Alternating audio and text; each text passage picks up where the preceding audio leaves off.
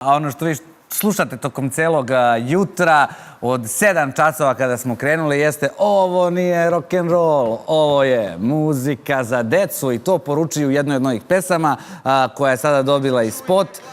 Čuli ste sada, evo čujete sada. Oni pevaju Izgubljenoj zlatnoj dečici. Sad, ko su ta dečica i zbog čega se punkeri zahvaljuju Bogu što nisu tiktokeri? Čućemo od frontmana Joker Outa Bojana Cvjetićanina koji je uživo ovog jutra sa nama putem video veze. Bojane, ja se unapred izvinjavam jer smo Maja i ja tokom celog jutra dok smo najavljivali numeru i dođe deo Heda, ovo nije rock'n'roll, ovo je muzika za decu. Toliko smo se opustili da smo jednom trenutku počeli da pevamo. Tako da ako se neko javi iz Srbije da smo malo tu pesmu promenili, da se izvinimo.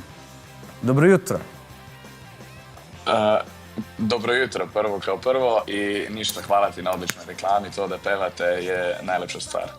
Sad, kako peva publika upravo ovu pesmu, kako reaguju na spot? Pesma je izašla naravno na albumu Suvenir Pop, a kakva je situacija kada je reč o publici i reagovanju na spot? Ja ću ti reći neke od najvažnijih komentara koje smo mi izvukli. Pa evo, mi smo pesmu svirali iskreno samo na par koncerata kad smo predstavljali album Suvenir Pop. Reakcije su bile Suvenir Top, svi su pevali glasno i Zlatna dečica su se pokazala u najboljem mogućem svetlu, stvarno. A pesma je znači dobila komentare, sačekaj, kaže jedan komentar, Saša Baša Official, kaže ja čujem jak uticaj Party Breakersa i to me raduje. Pa jesu li Party Breakersi bili inspiracija? Pa definitivno bih rekao da su Party Breakersi i taj zvuk bili inspiracija za ovo, da. Na ovom Instagramu ste napisali spremite se za Bojana Punkera i spot jeste drugačiji od onih koji ste do sada radili. Je se dopao svojoj publici u ovom vizualnom izdanju? Pa ja mislim da jesam. Čini nam se da sa snimanjem tih video spotova možemo dati publici neke strane sebe koje ne pokazujemo ni njima, a ni sebi. Tako da je zabavno za jedan dan postati neka druga verzija sebe. U tom slučaju smo bili malo punkeri. Ali eto, pesma sama po sebi je neka pesma revolta, pesma protesta, tako da nam se činio taj stil pravi odabir.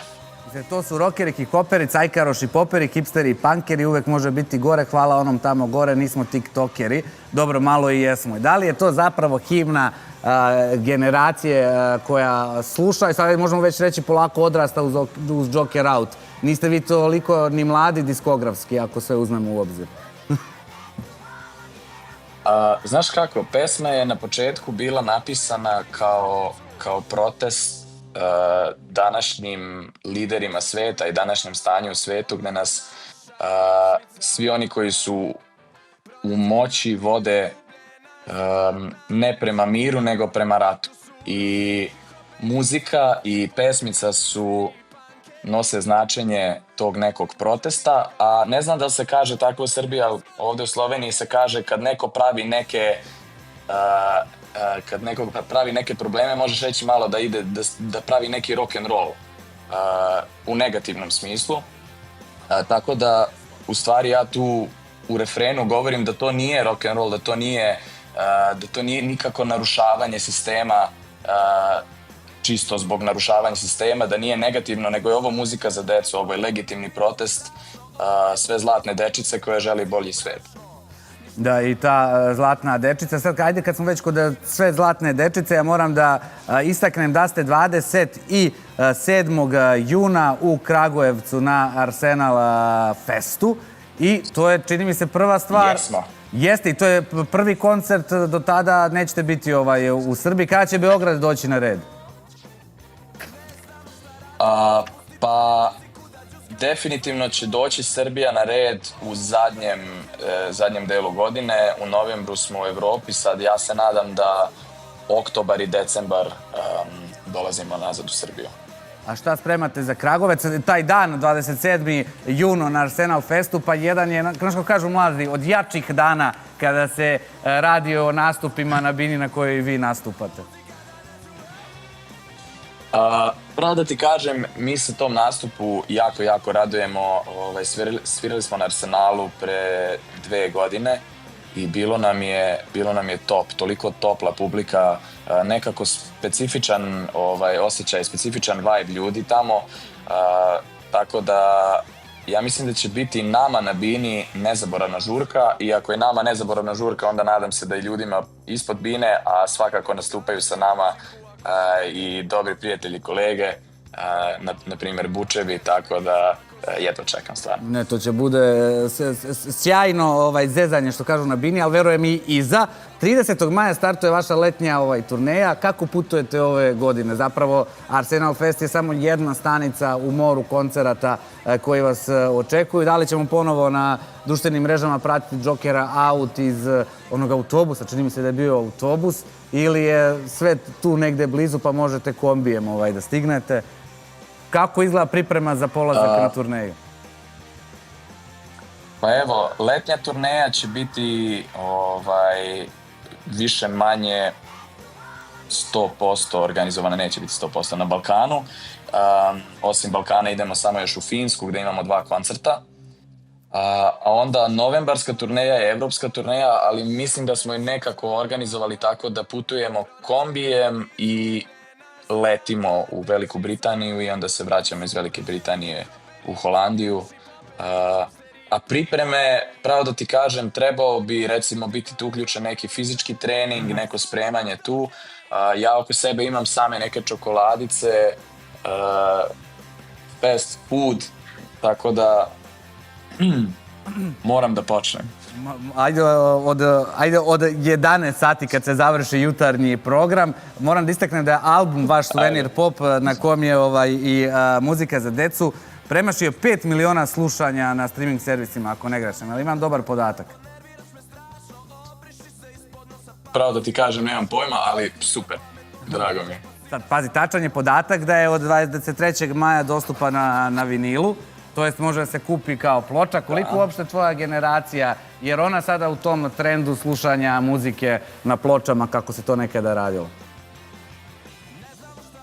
Pa, ploče su se iskreno vratile, ja mislim, malo u fazon. Ljudima je interesantno slušati muziku i ne samo slušati muziku, nego osjećati muziku. Ja mislim da držati vinil u rukama je nešto posebno, imati neki kontakt sa muzikom, sa muzičarom.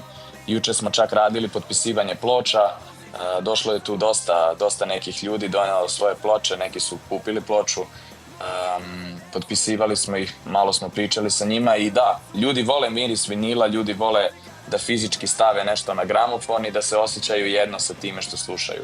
Na telefonu je to malo izgubilo taj neki lični kontakt sa umetnošću. Jeste, i sad kad smo već kod umetnosti, o još jednom tvom spotu se govori poslednjih dana. Ovde si u ulozi reditelja. Sad pre nego što čujemo kako je bilo raditi na spotu za pesmu Bol, šta si hteo da budeš kad si bio mali? Kad sam bio mali, imam 2 priče. Jedna profesorica mi je rekla, to jest učiteljica iz osnovne škole, da sam već u 1. razredu rekao da želim biti rockstar. Dobro. A druga je bila ninja. Ninja, dobro. A nisi nikada želeo da budeš doktor?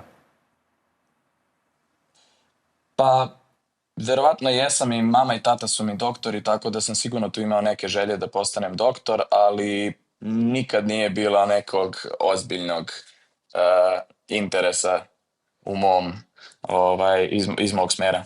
I onda kako se snašao sad, koliko mi ne grešimo, ti si doktor u spotu Džejle Ramović. To je, kako kažu, Easter egg, uskršnje jaje, ako smo dobro pogodili.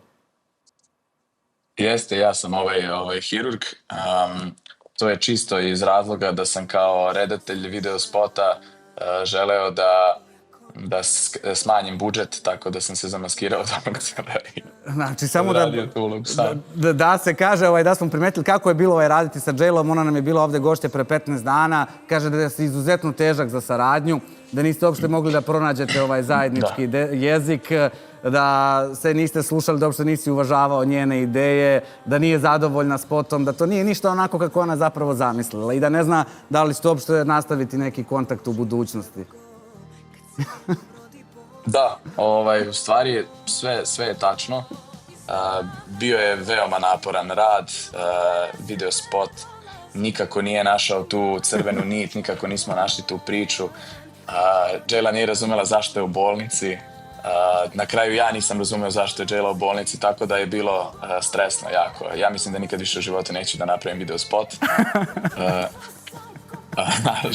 Sad šalu na stranu, sjajan da neko spot. ne misli da sam ozbiljan. Kad sam čuo pesmu, čuo sam u njoj neku dubinu i čuo sam neku ličnu bol, znači razmislio sam o video spotu koji može da se tumači na 1001 način i želeo sam da svaki slušatelj i svako ko to gleda nađe neku svoju bol i ne razmišlja previše o nečemu što mu video spot pokazuje, znači nisam želeo da ide to na neku ljubav ili neku porodičnu bol, nego čisto neki gubitak sebe i na traženje te boli u vlastitoj dubini. I Jayli se to dopalo i ja mislim da je fenomenalno odradila svoju ulogu, odglumila je to na nivou bukvalno hollywoodske glumice, tako da čisti užitak je bio taj rad i Mark Pierce koji je moj saradnik sa kojim smo zajedno radili ovaj spot je bio kompletno oduševljen i bukvalno sljedeći dan me odmah zvao i rekao da li znam da li će Jayla još raditi, ako će želiti raditi sa nama, ja se nadam da hoće, ali eto vidjet ćemo. Ne, ništa, znači ti se nadaš nastavku saradnje sa Jaylom, nadamo se i mi. Slušamo bol, ali slušamo i muziku za decu. Dragi Bojane, hvala ti najlepše. Još jednom podsjećamo, 27. jun, Joker Out, Arsenal Fest Kragujevac. Danilo, hvala tebi i hvala svim gledalcima. Uživajte, čuvajte se. Veliki pozdrav, nemoj više čokoladice, kreće sezona. Bio je ovo Bojan iz Joker Out.